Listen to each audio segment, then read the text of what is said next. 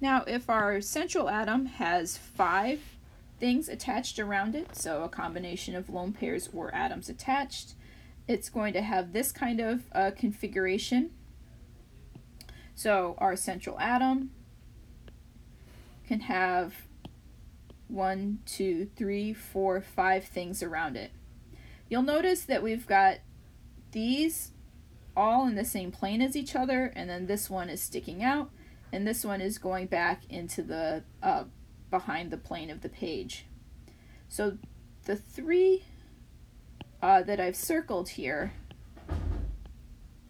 those are said to be in the equatorial position. So if we think about this whole structure here as being a little globe, these red ones are the equator of that globe. So those are our equatorial position. And then the 2 that are at the top and the bottom are said to be in the axial position. So if we had a globe, this would be our equator there, and it would spin around this way, with this being the axis of the spinning. This is important later on when we start putting lone pairs into our structures. Now this forms a state of 3. So when we are naming this, it's going to have trigonal in the name, and then with this pot up here, that's 1 3-sided pyramid that way, and then here we've got 1 3-sided pyramid this way. So when we name this structure here, we called this one trigonal bipyramidal.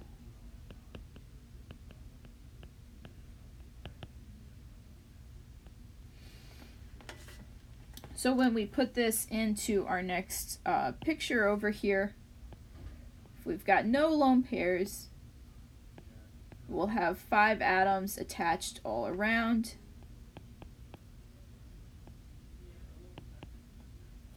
So again, it's going to have the same name. So this name right here applies right here to this structure, the same as in any of the other ones with no lone pairs.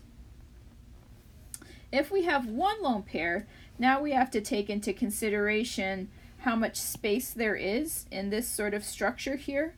So we've got our central atom, and it's got 5 spaces around it. Now, between this space right here and on the axial position sticking up and any of these 3 on the equatorial here, this one is going to be 90 degrees to each one of these atoms. Whereas if we compare the equatorial position, there's going to be 120 degrees between any of the atoms around the equator of this molecule. So our lone pairs are going to want to go into these equatorial positions because they like to take up a little bit more space than our atoms are going to take up. And this is given the clever name of seesaw. So if you turn your page 90 degrees, you can kind of see that there is a seesaw or teeter-totter shape, with this being the bottom here, and then the 2 B's in our axial positions being the kids sitting on the teeter-totter or seesaw. Now our second lone pair is also going to add around our central atom in that equatorial position. I forgot to erase. Here we'll erase. There. So again, we always erase that lone pair right there when we're coming up with the name of our structure. So coming back here, if we've got our 2 lone pairs, again, they're going to add around the equatorial position. So we've got 2 lone pairs there, 2 second lone pair, and then our 3rd atom will attach right here. So again, before we can do our molecular geometry, we're going to erase the lone pairs and then only consider the shape that's left right here. And that shape that we have left is called T-shaped.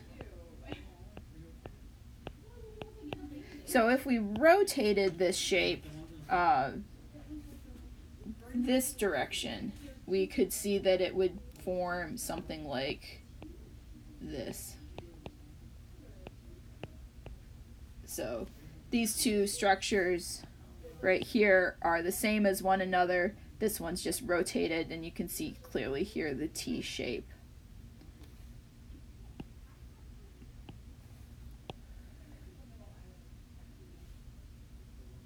Now, with all of these positions that we've got available to us, we can actually now have a third lone pair around our central atom. So again, our atoms will attach in the axial positions. Our lone pairs will attach around the equator. So when we look at this structure, right now we can see all 5 positions. And when we go to draw just the molecular structure of it, so erasing our lone pairs and just looking at what's left, we now have just 3 atoms attached in a line. So we have come back now to a linear shaped molecule. Now, our final structure that we have available to us is going to be one where our atom has 6 things attached around it.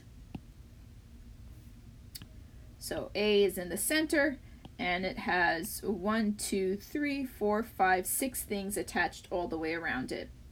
These black ones are wedges sticking out of the page at us. These dashes right here sticking back into the page behind us.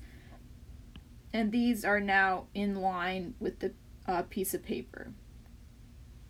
And this structure is called octahedral. So if we've got no lone pairs and we just want to attach 6 atoms to our structure, this is what we end up with. And again, it's still going to be called octahedral. Now, if we look at having 1 lone pair on this structure, all of these positions here are going to be 90 degrees from one another. So when we go to put the first lone pair on, it doesn't really matter where it goes. They're all 90 degrees from each other. So we are going to stick it on the bottom part of the molecule for drawing purposes, but it could be in any one of these other positions here. They're all 90 degrees from each other. There's no place for this lone pair to go where it will have more space. Now, if we erase this and we want to come up with the name of our structure, so here we've got 1, 2, 3, 4 things on the bottom with 1 thing sticking up at the top. So this is called square pyramid.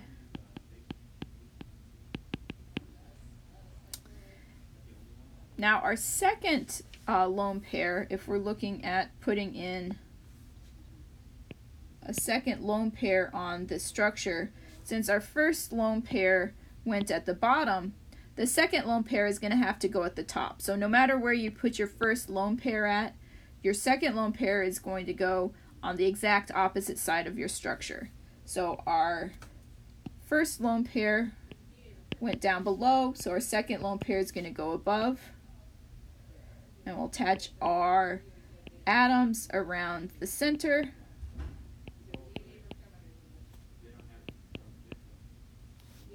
So again, we can see that we've got 4 here that are flat around that central atom. And we are not going to consider our lone pairs when we are describing the shape for our molecular geometry. So we've got now 4 sides still, so that's a square. But instead of forming a pyramid, now they are all flat to one another, so this is square planar.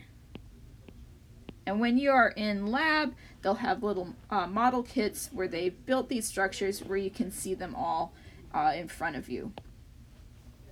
So finally, now we get to add our last lone pair. So we've got our first two lone pairs added opposite each other. Now if we consider our other positions here, all of these positions are now equal to each other. None of them are going to be better than any other ones. So we can just throw a lone pair on any one of them. And so we've got our 3 atoms attached to our central atom. So that is all together, and then we're going to now not consider anymore our lone pairs. Now it's sort of hard to know the name of this structure by looking at it in the shape that it is right now, but if we were to rotate it, we would end up with this shape, which is very similar to a shape we've seen before. So for this structure, we have T-shaped again. Now when you get into lecture, they'll show you how to take a formula that's given and figure out the picture from that formula.